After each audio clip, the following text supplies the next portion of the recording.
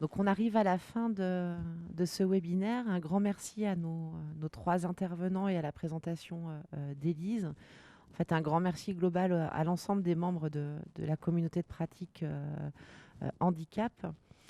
Si on devait retenir quelques mots essentiels de ce webinaire, il y a un premier mot qui a été presque incarné dans chaque présentation, c'est la place et le rôle de facilitateur des interlocuteurs qualité, avec une réflexion permanente d'être facilitateur à la fois auprès des équipes de direction, auprès des équipes qui accompagnent les usagers, et tout ça dans une finalité pour le résultat qui compte pour la personne accompagnée.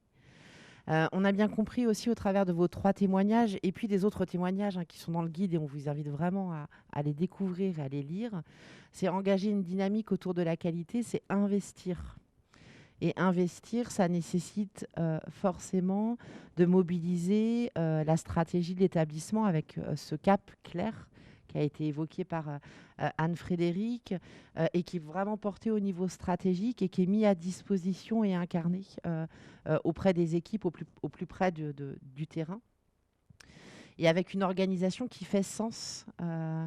Il n'y a pas de standard de normes, et on a bien pu voir au travers de vos trois présentations ce souci permanent d'adapter les organisations et qui fasse sens aux logiques d'accompagnement et aux logiques de fonctionnement des équipes et aux réalités des équipes, avec des outils qui sont intégrés aux pratiques et investis par les équipes et pour les équipes.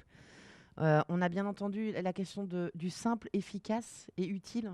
Euh, les trois présentations ont mobilisé aussi des ressources et des outils un peu innovants. Ce n'est pas de côté. On a de la facilitation graphique, on a du management visuel, on a les calistories avec une façon d'aborder les bonnes pratiques de façon ludique et innovante. Donc on voit bien qu'il y a un enjeu global autour de la dynamique qualité, d'accompagner le changement. Et pas d'accompagner le changement dans une démarche normative de la qualité, mais d'accompagner le changement dans une démarche dynamique de la qualité et s'autoriser à faire ses pas de côté.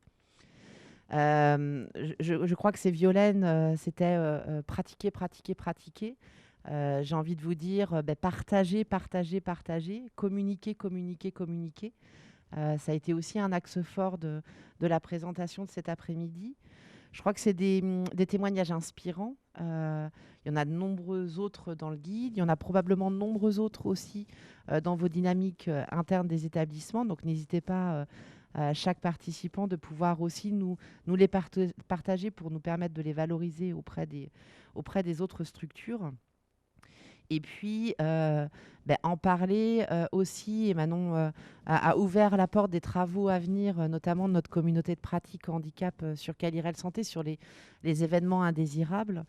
C'est une dimension des dynamiques qualité, et c'est un sujet où il faut en parler. Donc, il faudra aussi être innovant pour à la fois embarquer les équipes de direction, les équipes, et dans la finalité de l'accompagnement de l'usager. Donc facilitateur, dynamique, investir, communiquer.